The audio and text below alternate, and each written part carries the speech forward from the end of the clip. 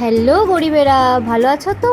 দেখো, আমরা আমাদের প্রাইভেট প্লেনে করে ঘুরতে বেরিয়েছি। বেসিক্যালি আজকে ফ্রেন্ডশিপ ডে, তাই আমরা ফ্রেন্ডরা মিলে বেরিয়েছিলাম একটু খাওয়া দাওয়া করতে। রাস্তায় যেতে পড়লো কোপাই নদী।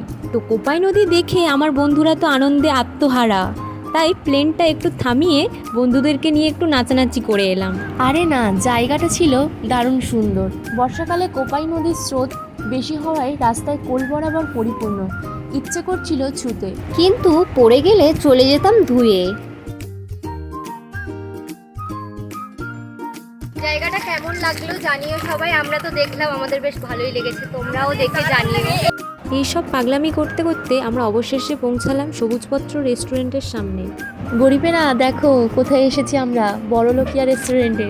তোমরা তো আসতে পারবে না, তাই আমাদেরকেই দেখো। আর সাথে করে এনেছিলাম একটা গরিব মানুষকে, যে উঠতে না উঠতেই হোঁচট খেয়ে গেছে।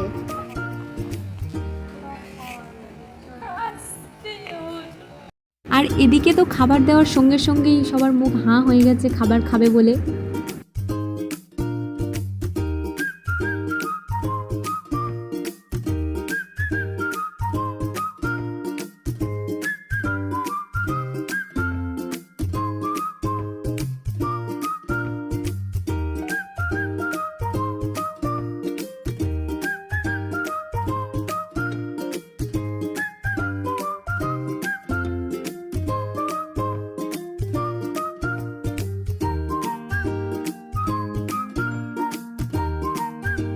সব কিছু ঘোরার পরে, ছবি তোলার পরে, তারপর মনে পড়লো এ বাবা, সানগ্লাসে তো পড়তে ভুলে গেছি।